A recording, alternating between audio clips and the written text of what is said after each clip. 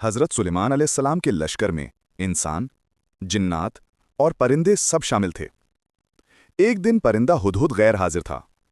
कुछ देर बाद हुदहुद वापस आया और खबर दी, मैंने सबा, यमन में एक अजीम हुकूमत देखी है। वहाँ एक रानी हुक्मरानी करती है।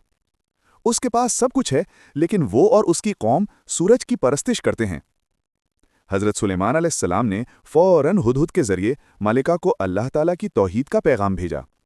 मालिका बल्कीस ने अपने दरबारियों से मशवरा किया। दरबारियों ने कहा कि हम ताकतवर हैं, मगर फैसला आपका है। मलिका ने नरमी इख्तियार की और हज़रत सुलेमान अलैहिस्सलाम को कीमती तहाइफ भेजे ताकि असल मकसद को जांच सकें। हज़रत सुलेमान अलैहिस्सलाम ने तहाइफ कबूल ना किए और पैगाम दिया, मैं अल्लाह के हुक्म से आया हूँ। अगर तुम ईमान ना लाए तो तुम पर लश्कर भेजूंगा। ये सुनकर बल्कीस खुद यरूशलेम आने के लिए रवाना हुई। मलिका के सफ़र के दौरान हज़रत सुलेमान अलैहिस्सलाम ने अपने दरबार में कहा, कौन इसका तख्त मेरे पास लाएगा, इससे पहले कि वो लोग मुती होकर आएं।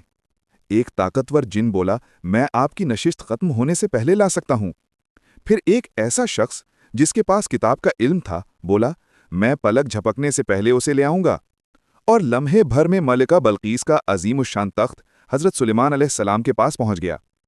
हज़रत सुलेमान अलैहिस्सलाम ने फ़ौरन अल्लाह की हम्दो शुक्र अदा किया कि ये उसके रब का फ़ज़ल है। जब मलिका बल्कीस पहुंची तो उसका तख्त बदल कर रखा गया ताकि वो पहचानेंगी या नहीं इसका पता चले। बल्कीस ने ताज्जुब से कहा, ये तो मेरा ही तख्त मालूम होता है। फिर हज़रत सुलेमान अलैहिस्सलाम ने उसे अपने महल के शीशे जैसे फर्श पर चलने को कहा।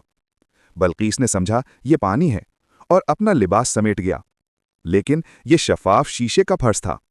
ये सब देखकर उसने हज़रत सुलेमान अलैहिस्सलाम की नबुवत को तस्लीम करते हुए ईमान कबूल किया और हज़रत सुलेमान अलैहिस्सलाम के साथ अल्लाह के सामने आजिज़ी से झुक गई।